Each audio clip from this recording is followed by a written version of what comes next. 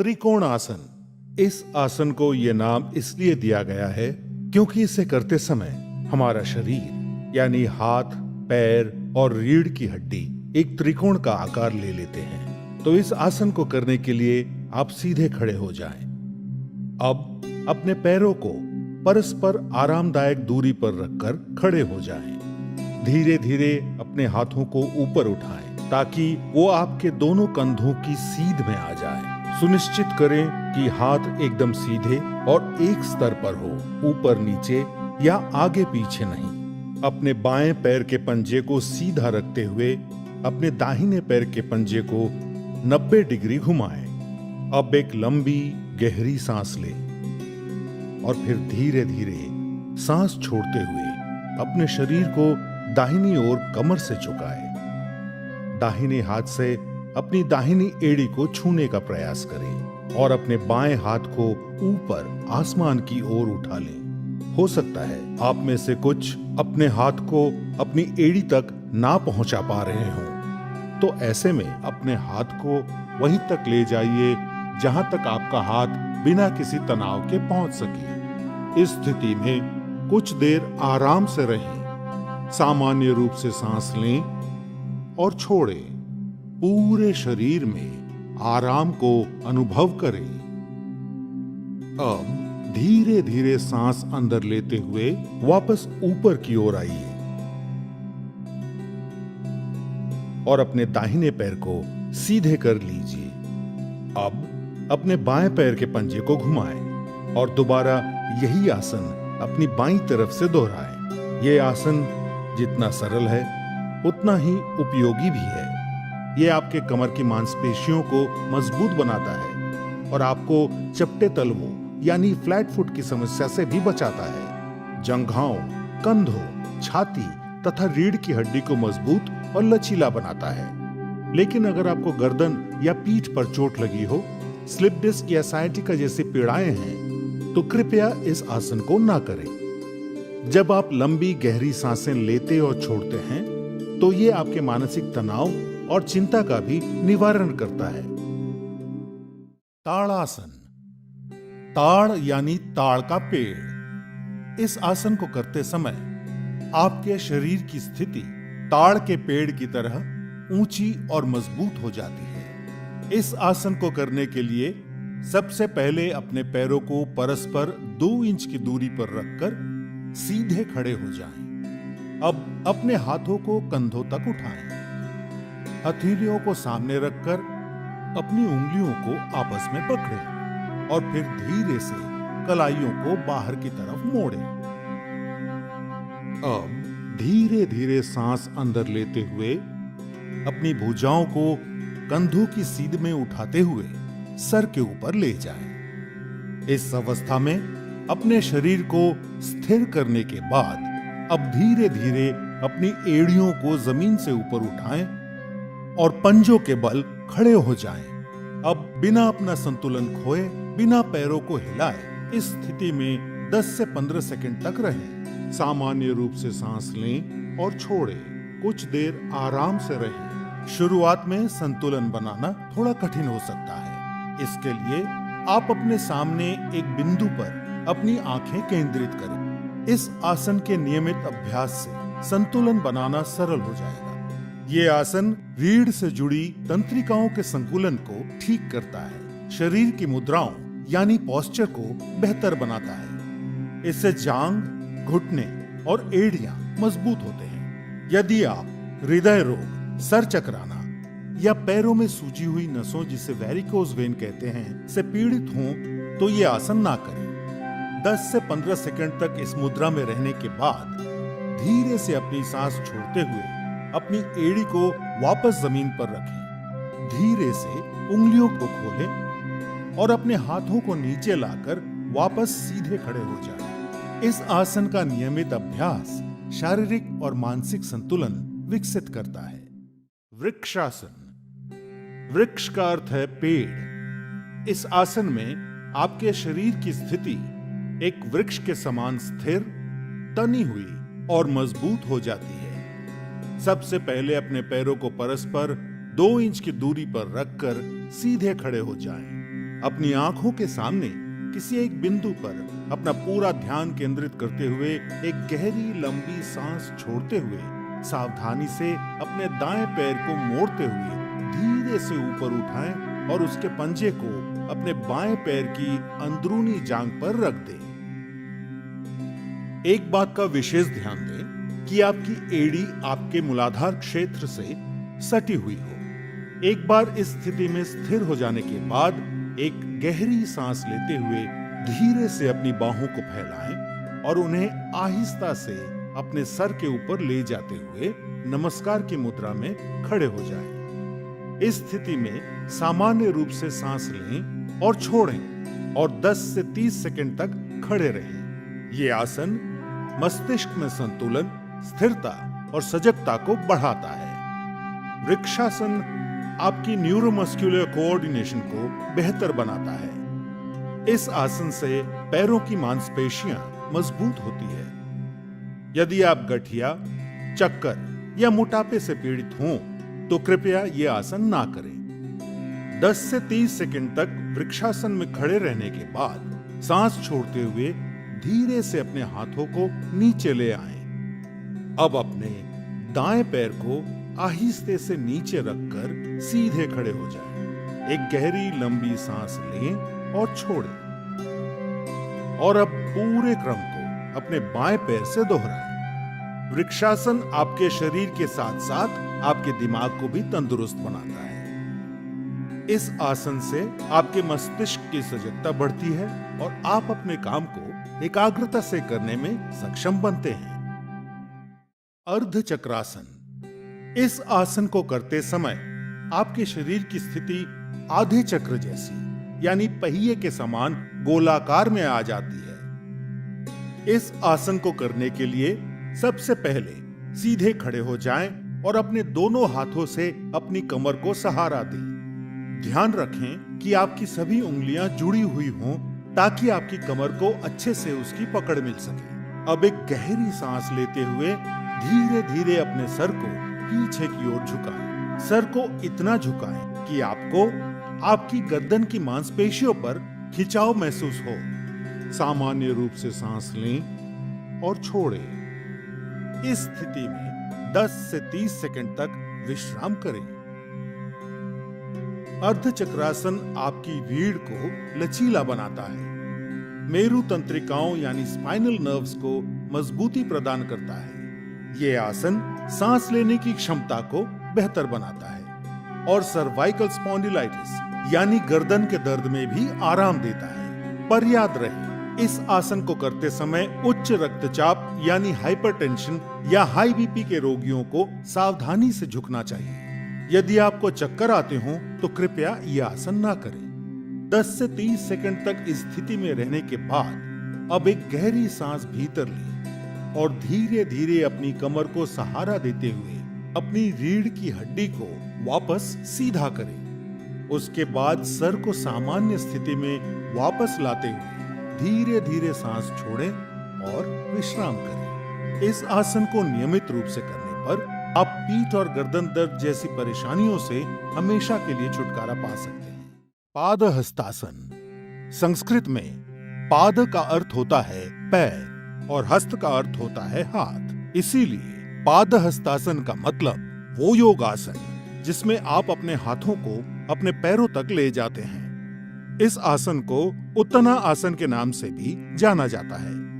इस आसन के लिए सबसे पहले अपने पैरों के बीच 2 इंच की दूरी बनाते हुए सीधे खड़े हो जाएं। अब एक लंबी गहरी सांस अंदर लेते हुए अपने दोनों हाथों को सामने की ओर सीधा रखते हुए अपने सर के ऊपर ले जाएं। अपने शरीर को जितना हो सके अपनी कमर से ऊपर की ओर खींचें। इस अवस्था में धीरे धीरे सांस छोड़ते हुए अपने शरीर को आगे की ओर तब तक झुकाएं जब तक कि आपकी दोनों हथेलियां जमीन को छू सकें।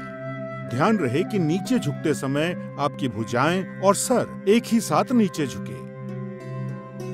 ध्यान रखें, यदि आपको कमर में अकड़न की समस्या हो तो कमर को उतना ही झुकाएं जितना आप बिना किसी तनाव या तकलीफ के झुका सकते हैं। अब इस स्थिति में सामान्य रूप से सांस लेते और छोड़ते हुए 10 से 30 सेकंड तक रहें। पादहस्तासन से आपकी रीढ़ की हड्डी लचीली बनती है। ये आसन महिलाओं के मासिक धर्म के समय होने वाली तकलीफों से राहत दिलाता है। किंतु यदि आपको हृदय रोग, पीठ और रीढ़ संबंधी समस्या, चक्कर या पेट की सूजन की तकलीफ हो तो ये आसन ना करें। हर्निया, अदूरदर्शिता यानी हाई मायोपिया और अल्सर के रोगी और गर्भवती महिलाओं को भी ये आसन नहीं करना चाहिए। 10 से 30 सेकंड इस स्थिति में झुके रहने के बाद अब एक गहरी सांस अंदर लेते हुए धीरे से ऊपर आकर सीधे खड़े हो जाएं। सुनिश्चित करें कि ऊपर आते समय आपकी भुजाएं और सर साथ में ऊपर आए।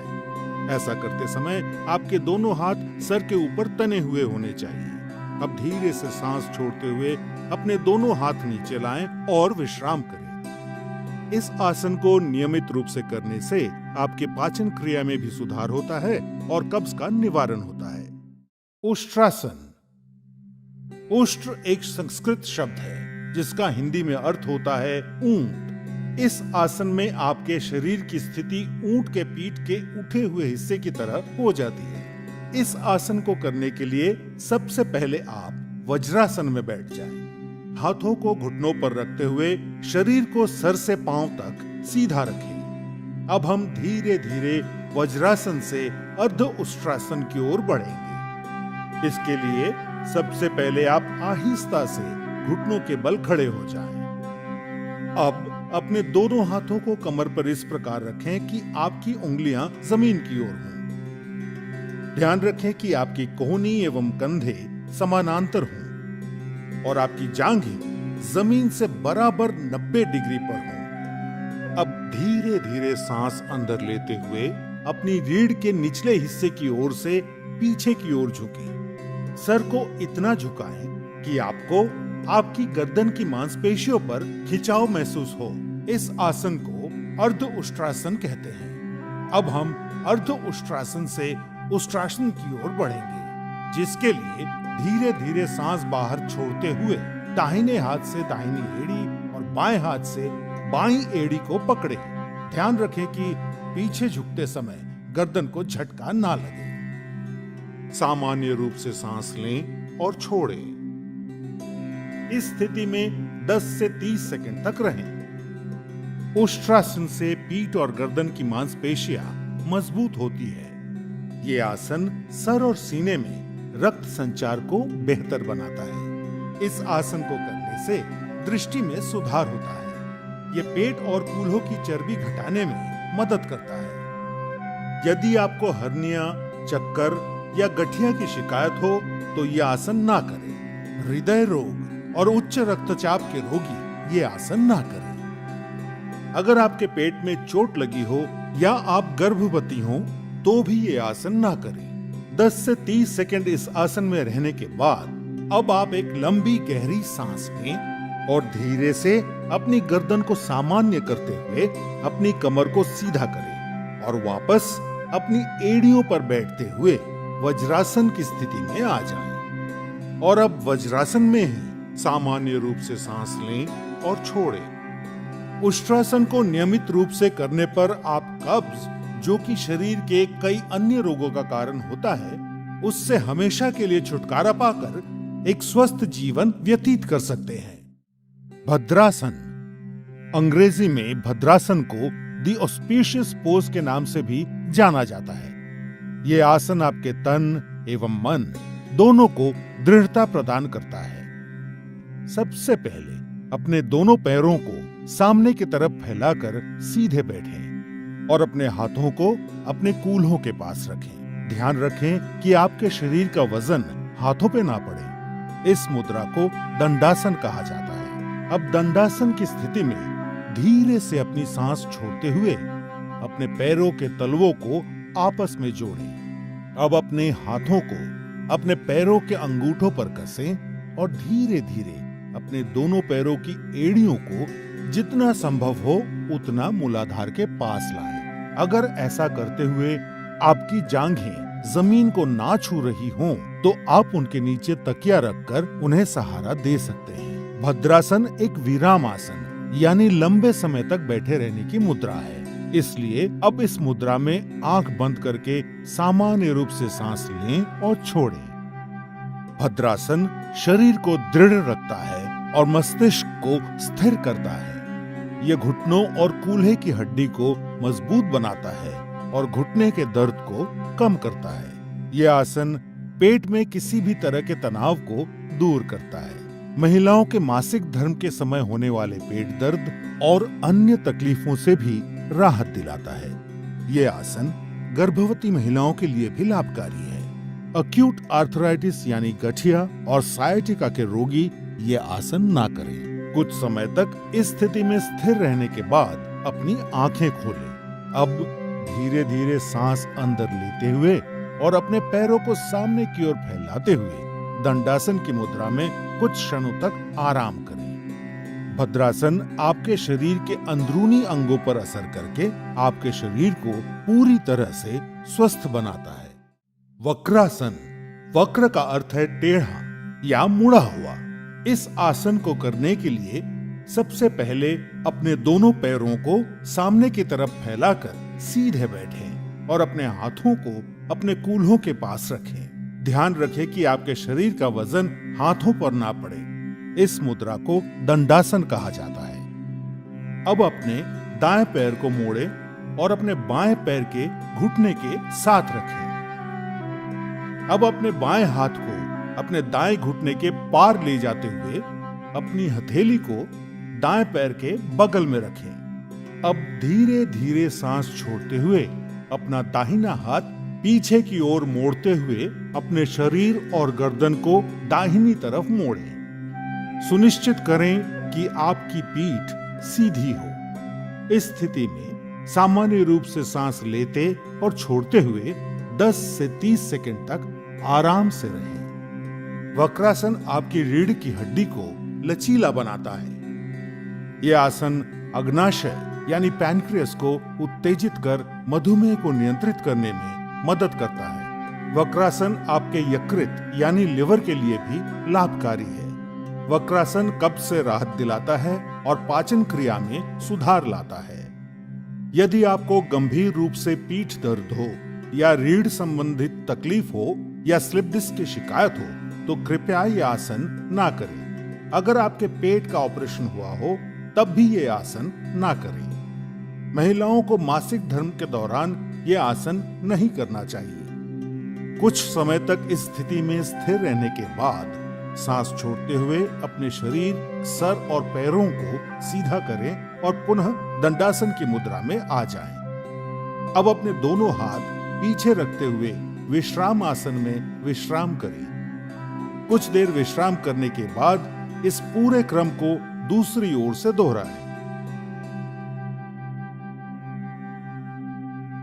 नियमित रूप से वक्रासन करने से आपके पेट की चर्बी घटती है और आपके शरीर के अंदरूनी अंगों पर सकारात्मक असर होता है, जो आपको कब्ज मुक्त जीवन व्यतीत करने में मदद करता है। वज्रासन, इस आसन को ध्यान मुद्रा में किया जाना चाहिए। ध्यान मुद्रा में इस आसन का अभ्यास करते समय अपनी आंखें बंद रखें। इस आसन को करने के लिए सबसे पहले आपको दंडासन की मुद्रा में आना होगा, जिसके लिए आप अपने दोनों पैरों को सामने की तरफ फैलाकर सीधे बैठें और अपने हाथों को अपने कूल्हों के पास रखें। ध्यान रखें कि आपके शरीर का वजन हाथों पर ना पड़े। अब अपने दाएं पैर को मोड़ें और अपने दाएं कूल्हे के नीचे रखें और फिर अपना बायां पैर भी मोड़कर अपने बाएं कूल्हे के नीचे रखें। सुनिश्चित करें कि आपकी जांघें सटी हुई हों और आपके अंगूठे आपस में जुड़े हुए। अब अपने हाथों को घुटनों पर रखें। सुनिश्चित करें कि आपकी ठोड़ी जमीन से समानांतर हो। अपना मेरुदंड सीधा रखें और शरीर को ढीला छोड़ें। अब सामान्य रूप से सांस लें और छोड़ें और कुछ देर तक आराम से रहें। वज्रासन से आपकी जांघों और पिंडलियों की मांसपेशियां मजबूत बनती हैं। यह आसन पाचन क्रिया में सुधार लाता है। वज्रासन आपके पैरों की नसों को मजबूत बनाता है। यह आसन पीठ के निचले हिस्से में हो रहे दर्द और सायाटिका में राहत दिलाता है। वज्रासन रीढ़ की हड्डी को दृढ़ता प्रदान कर उसे सीधा रखने में मदद करता है। यदि आपके घुटनों में दर्द हो या टखनों यानी एंकल्स में चोट लगी हो तो कृपया यह आसन ना करें। बवासीर के रोगियों को यह आसन नहीं करना चाहिए। कुछ समय तक वज्रासन में रहने के बाद अपने शरीर को दाईं ओर झुकाते हुए अपने बाएं पैर को सीधा करें और फिर अपने शरीर को बाईं ओर झुकाते हुए अपने दाएं पैर को भी सीधा कर पुनः दंडासन की मुद्रा में विश्राम करें। नियमित रूप से वज्रासन करने से आपके शरीर को मजबूती प्रदान होती है और एकाग्रता भी बढ़ती है। साथ ही आपके मन को शांति मिलती है और चिंता व तनाव से भी निवारण होता है। शशांक आसन, संस्कृत में शशांक का अर्थ है खरगोश। इस आसन में आपके शरीर की स्थिति एक खरगोश की तरह हो जाती है। इस आसन को करने के लिए सबसे पहले आप वज्रासन की मुद्रा में बैठ जाएं। अपने हाथों को अपने घुटनों पर रखें। अब अपने दोनों घुटनों को आरामदायक स्थिति में जितना हो सके उतना फैलाएं। सुनिश्चित करें कि आपके पैर के अंगूठे एक दूसरे को परस्पर छू रहे हों। अब अपनी हथेलियों को घुटनों के बीच रखें। अब सांस छोड़ें और अपनी हथेलियों को आगे की ओर खींचते हुए अपने शरीर को झुकाएं। सुनिश्चित करें कि आपकी भुजाएं समांतर हों और आपकी ठोड़ी जमीन पर। अपनी दृष्टि सामने की ओर बनाए रखते हुए इस मुद्रा में कुछ देर आराम से रहें। सामान्य रूप से सांस लें और छोड़ें।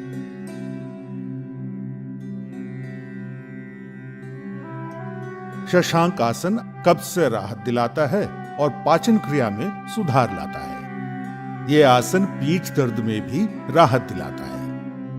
हाई बीपी यानी उच्च रक्तचाप के रोगियों को यह आसन सावधानी के साथ करना चाहिए।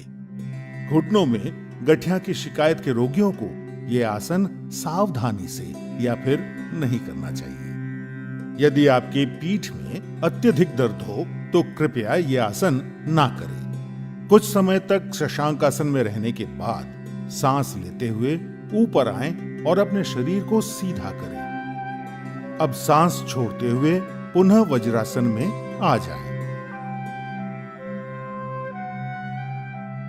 अब अपने शरीर को एक तरफ झुकाते हुए अपने दोनों पैरों को सामने की ओर सीधा करें और विश्राम आसन में आने के पश्चात विश्राम करें। नियमित रूप से करने पर शशांक आसन आपको तनाव और क्रोध घटाने में मदद करता है।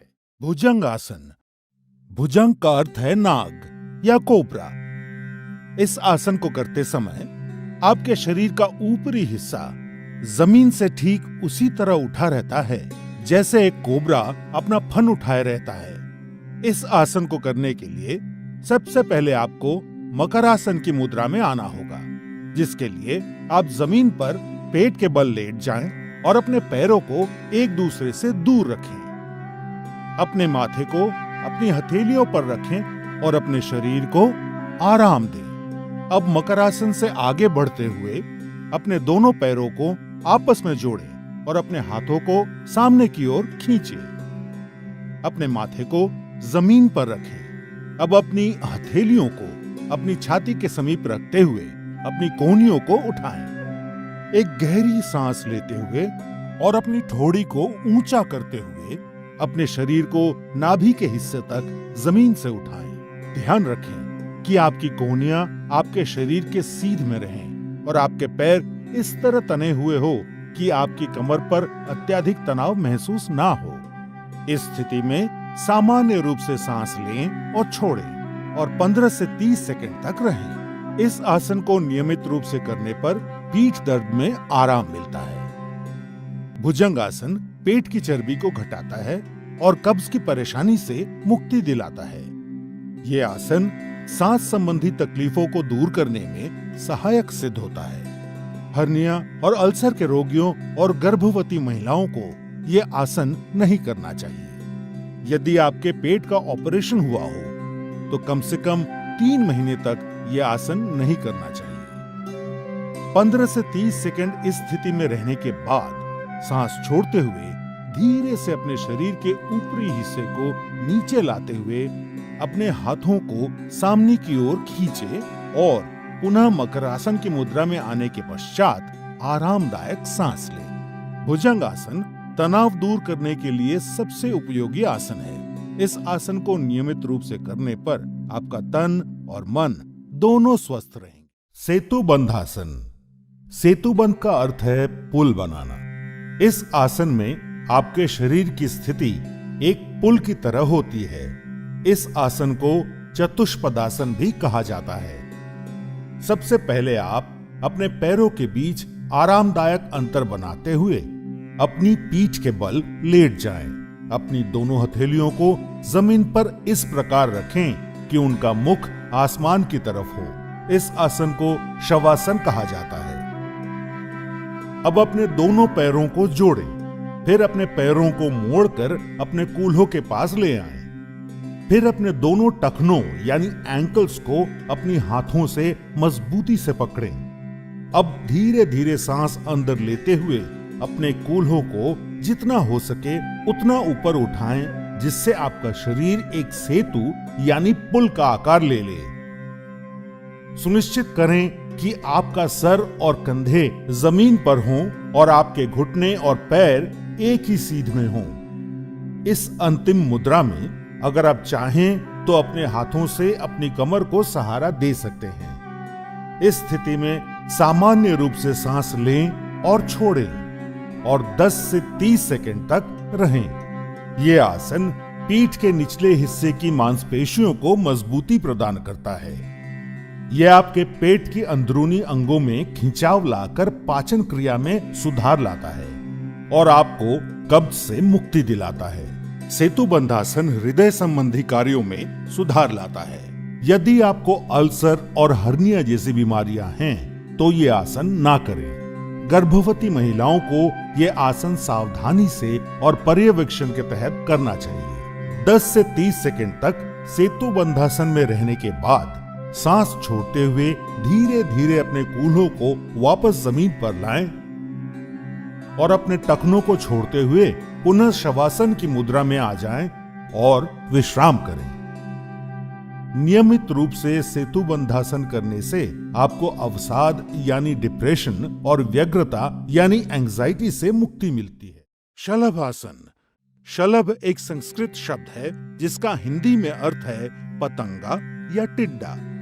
इस आसन को करने के लिए सबसे पहले आपको मकरासन की मुद्रा में आना होगा, जिसके लिए आप जमीन पर पेट के बल लेट जाएं और अपने पैरों को एक दूसरे से दूर रखें। अपने माथे को अपनी हथेलियों पर रखें और अपने शरीर को आराम दें। अब मकरासन से आगे बढ़ते हुए अपने दोनों पैरों को आपस में जोड़ें। अब अपने दोनों हाथों को अपने शरीर के समीप इस तरह रखें कि आपकी हथेलियां आसमान की ओर हों और आपकी ठोड़ी जमीन पर हो। एक गहरी सांस लेते हुए सिर्फ अपने नितंब यानी कूल्हों की मांसपेशियों के सहारे अपने पैरों को जमीन से ऊपर उठाएं। आप अपने पैरों को सिर्फ उतना ही ऊपर उठाएं जितना आप बिना अपने घुटनों को मोड़े उठा सकें। आप पैरों को ऊपर उठाए रखने के लिए अपनी बाहों का सहारा ले सकते हैं, जिससे आप अपने शरीर को स्थिर रख सकें। अब इस स्थिति में सामान्य रूप से सांस लें और छोड़ें और 10 से 20 सेकंड तक आराम से रहें। यह आसन सायाटिका एवं पीठ के निचले हिस्से में हो रहे दर्द से राहत देता है। कूल्हों और गुर्दों के आसपास की मांसपेशियों को आकार देता है। इस आसन को नियमित रूप से करने पर जांघों की चर्बी घटती है और वजन कम होता है। यह आसन हमारे पेट के लिए भी लाभकारी है और पाचन क्रिया में सहायक सिद्ध होता है। गर्भवती महिलाओं, peptic ulcer, hernia, high BP और हृदय के रोगियों को यह आसन नहीं करना चाहिए। अगर आपकी पीठ के निचले हिस्से में बहुत दर्द हो तो इस आसन को सावधानी के साथ करना चाहिए। 10 से 20 सेकंड तक इस स्थिति में रहने के बाद सांस छोड़ते हुए धीरे धीरे टांगों को वापस जमीन पर ले आए। अब मकरासन में आने के पश्चात विश्राम करें। यह आसन आपके मानसिक तनाव और थकान को भी दूर करता है। पवन मुक्तासन। पवन का अर्थ है वायु और मुक्त का अर्थ है छोड़ना या मुक्त करना। यह आसन आपकी आंतों यानी इंटेस्टाइन से वायु या वात निकालने में उपयोगी है।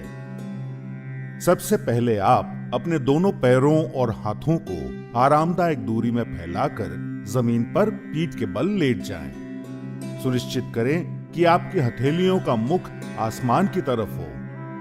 इस आसन को शवासन कहा जाता है। अब शवासन से आगे बढ़ते हुए अपने दोनों पैरों को जोड़ें और अपने घुटनों को मोड़ते हुए अपनी जांघों को अपनी छाती के पास लाएं। अपने दोनों हाथों की उंगलियों को आपस में गूंथें और घुटनों के नीचे अपनी पिंडलियों के पास पकड़ें। अब सांस छोड़ते हुए अपने सर और कंधों को तब तक उठाएं जब तक कि आपकी ठोड़ी घुटनों को छू ना ले।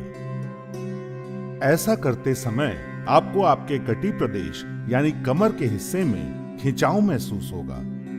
अपनी आंखें बंद रखें और अपने कटी प्रदेश यानी कमर के हिस्से पर अपना पूरा ध्यान केंद्रित करें। इस स्थिति में सामान्य रूप से सांस लें और छोड़ें और कुछ देर तक आराम से रहें। पवन मुक्तासन आपको वात से राहत दिलाता है और उदर की वायु को कम करता है। यह आसन आपको कब्ज से मुक्त करता है और पाचन क्रिया में सुधार लाता है।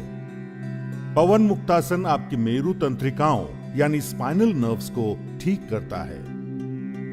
यह आसन आपकी पीठ की मांसपेशियों को मजबूती प्रदान करता है। पवन मुक्तासन गहरा आंतरिक दबाव डालकर आपके कूल्हे और कटी प्रदेश की मांसपेशियों, अस्थिबंधन यानी लिगामेंट्स और स्नायु यानी टेंडन्स की जटिल समस्याओं से निदान कर उनमें कसावट लाता है। यदि आपको पीठ दर्द हो या पेट में चोट आई हो तो कृपया यह आसन ना करें।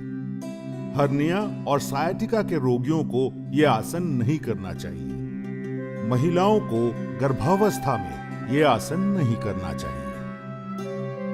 कुछ समय तक इस स्थिति में स्थिर रहने के बाद सांस लेते हुए अपने सर और कंधों को पुनः जमीन पर रखें। अब सांस छोड़ते हुए अपनी टांगों को सीधा करें और जमीन पर रख पुनः शवासन की मुद्रा में आकर विश्राम करें। पवन मुक्तासन आपके रक्त संचारण को बढ़ाकर आपकी नसों को उत्तेजित करता है और आपके आंतरिक अंगों की कार्यक्षमता में वृद्धि लाता है। नाड़ी शोधन। नाड़ी शोधन को अनुलोम विलोम प्राणायाम के नाम से भी जाना जाता है। इस प्राणायाम की मुख्य विशेषता है कि यह दाएं और बाएं नासिका छिद्रों से क्रमवार श्वास प्रश्वास को रोककर या बिना रोके किया जाता है। नाड़ी शोधन को करने के लिए सबसे पहले आप सुखासन में बैठ जाएं, जो कि एक ध्यानात्मक आसन है। सुखासन के अलावा नाड़ी शोधन दूसरे ध्यानात्मक आसन जैसे पद्मासन, स्वस्तिकासन या वज्रासन में भी किया जा सकता है। जो जमीन पर बैठने में असमर्थ हैं, वे कुर्सी पर बैठकर अभ्यास कर सकते हैं।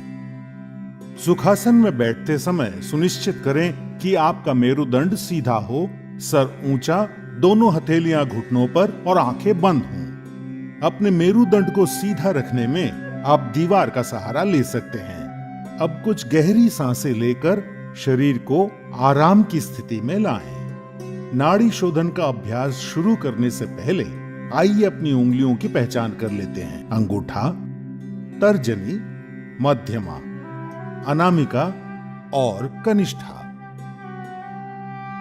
अब अपने बाईं हथेली को ध्यान मुद्रा में लाने के लिए अपने अंगूठे और तर्जनी उंगली को आपस में छूकर एक गोले का आकार दें और अपनी मध्यमा, अनामिका और कनिष्ठा उंगली खुली रखें। अब दाईं हथेली को नासाग्र मुद्रा में लाने के लिए मध्यमा और तर्जनी उंगली मोड़कर बंद करें और अंगूठा, अनामिका और कनिष्ठा उंगली खुली रखें। अब अपने दाएं हथेली के अंगूठे को, जो कि नासाग्र मुद्रा में है, अपनी दाईं नासिका छिद्र पर रखकर नासिका छिद्र बंद कर लें और बाईं नासिका छिद्र से सांस भीतर ले।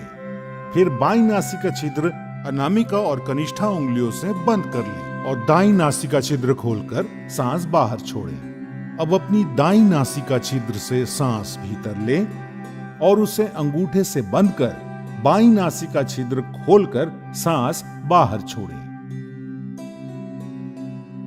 यह नाड़ी शोधन या अनुलोम विलोम प्राणायाम का एक चक्र है। ऐसे 5 चक्र दोहराइए। प्रारंभ में सांस लेने और छोड़ने में बराबर ही समय लगेगा, लेकिन सांस को बहुत ही धीरे धीरे छोड़ने का अभ्यास करना चाहिए और कोशिश करनी चाहिए कि जितना समय हम सांस भीतर लेने में लगाते हैं, उससे दुगना समय सांस छोड़ने में लगे। सांस धीमी, स्थिर और नियंत्रित अनुपात में बनाए हुए रखें। नाड़ी शोधन का मुख्य उद्देश्य शरीर में ऊर्जा वहन करने वाली सारी नाड़ियों का शुद्धिकरण करके पूरे शरीर का पोषण करना है। ये हृदय रोगियों के लिए बहुत लाभदायक है। नाड़ी शोधन कफ संबंधित विकारों को दूर करता है। नियमित रूप से नाड़ी शोधन का अभ्यास जीवन शक्ति और एकाग्रता बढ़ाता है और तनाव तथा व्यग्रता के स्तर को कम करके शांति प्रदान करता है। ध्यान या मेडिटेशन सतत चिंतन की एक कला है। ध्यान में मुख्य रूप से 3 बातों का समावेश है। बाहरी वस्तुओं और आंतरिक अवस्था से अनभिज्ञ हो जाना, उस वस्तु के प्रति निरंतर जागरूकता जिस पर ध्यान केंद्रित किया गया है, और दूसरे मानसिक परिवर्तनों पर सहज रोक या उनसे प्रभावित ना होना। ध्यान आपको शांति और आंतरिक सद्भाव खोजने में मदद करता है। सबसे पहले आप पद्मासन में बैठ जाएं, जो कि एक ध्यानात्मक आसन है। पद्मासन के अलावा ध्यान दूसरे ध्यानात्मक आसन जैसे सुखासन या वज्रासन में भी किया जा सकता है। जो जमीन पर बैठने में असमर्थ हैं, वे कुर्सी पर बैठकर अभ्यास कर सकते हैं। पद्मासन में बैठते समय सुनिश्चित करें कि आपका मेरुदंड आरामदायक स्थिति में सीधा हो, भुजाएं और कंधे ढीले हों, सर हल्का सा ऊंचा और आंखें बंद हों। अपने मेरुदंड को सीधा रखने में आप दीवार का सहारा ले सकते हैं। अब अपने हाथों को ध्यान मुद्रा में लाने के लिए सुनिश्चित करें कि आपकी उंगलियां आपस में जुड़ी हुई हों। अब अपनी बाईं हथेली को अपने पेट के पास लाते हुए अपनी बाईं टांग पर रखें और अपनी दाईं हथेली को अपनी बाईं हथेली के ऊपर रखें। ये ध्यान मुद्रा है। सुनिश्चित करें कि आपका पूरा शरीर तनाव मुक्त और आरामदायक स्थिति में हो। सर से पैर तक अपने शरीर के प्रति जागरूकता बनाएं। ये आपका ध्यान बाहरी वस्तुओं और विकृति से दूर करेगा और अंदर की ओर आकर्षित करेगा। अब आप सांस लेने और छोड़ने की प्रक्रिया की ओर जागरूकता बनाएं। अपनी सांसें गहरी और धीमी रखें। इस प्रक्रिया को तब तक जारी रखें जब तक कि आपकी सांसें कम ना हो जाएं।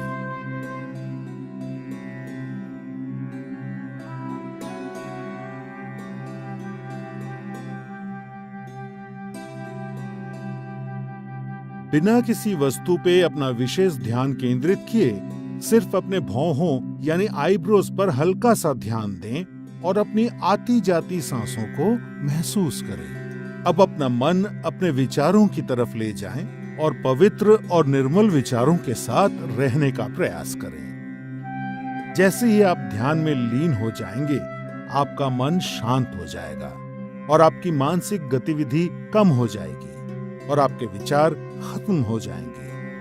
आप पूरी तरह से चिंता और तनाव से मुक्त होकर आराम महसूस करेंगे। ध्यान योग अभ्यास का सबसे महत्वपूर्ण और अभिन्न अंग है। इसीलिए इस स्थिति में सामान्य रूप से सांस लेते और छोड़ते हुए जितने समय तक संभव हो उतने समय तक बैठे रहें। ध्यान आपके शरीर और मस्तिष्क को नवजीवन प्रदान करता है, आपकी एकाग्रता बढ़ाने और व्यवहार में सुधार लाने में मदद करता है।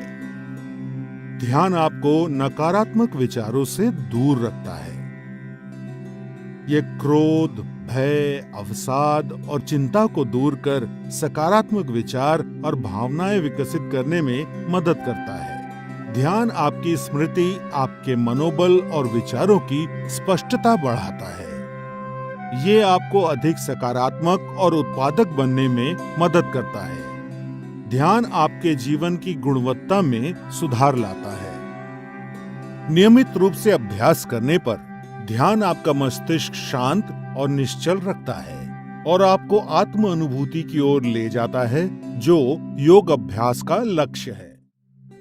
सूर्य नमस्कार। सूर्य पृथ्वी पर रहने वाले सभी जीवों के लिए ऊर्जा का स्रोत है। सूर्य नमस्कार हमारे शरीर का संपूर्ण और संतुलित विकास करता है, मन को एकाग्र और बुद्धि को कुशाग्र करने में मदद करता है।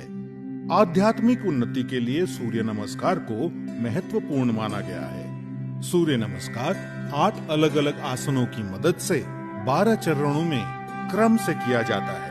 सूर्योदय और सूर्यास्त के समय इसे करना ज्यादा फायदेमंद होता है।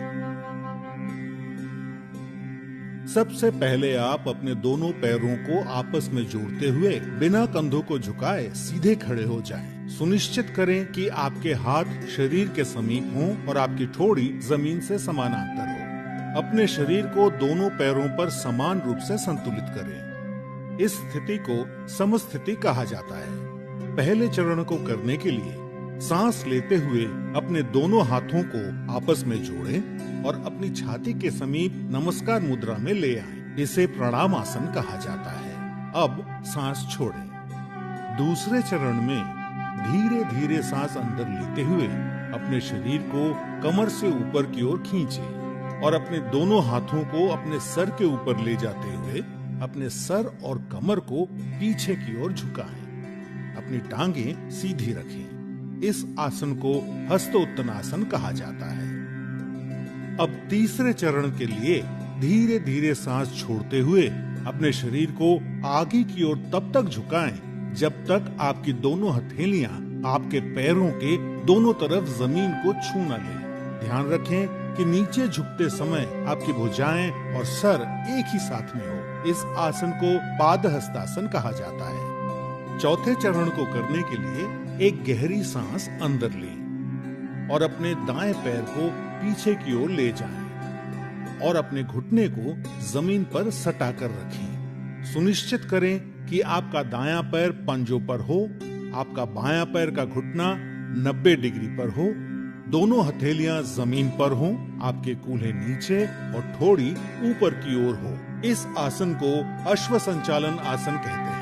अब पांचवें चरण में एक गहरी सांस छोड़ते हुए अपना बायां पैर इस प्रकार पीछे ले जाएं कि वो आपके दाएं पैर की सीध में हो। सुनिश्चित करें कि आपके हाथ और कंधे सीधी रेखा में हों और साथ ही कंधे, पीठ और नितंब भी एक ही सीध में हों। इस आसन को संतुलन आसन कहा जाता है। इस स्थिति में धीरे धीरे सांस लें। छठा चरण, सांस छोड़ें। अब अपने दोनों घुटनों को एक साथ जमीन पर रखें और अपनी छाती और माथे को भी जमीन पर रखें। सुनिश्चित करें कि आपके कूल्हे ऊपर की ओर और आपकी कोहनियां आपके शरीर के समीप हों। इस आसन को साष्टांग नमस्कार आसन कहा जाता है, क्योंकि आपके शरीर के 8 अलग अलग अंग जैसे दोनों पांव के पंजे, दोनों घुटने, दोनों हथेलियां, छाती और माथा जमीन को छूते हैं। ध्यान रखें कि आपके शरीर का वजन 8 अंगों पर सामान्य रूप से वितरित हो।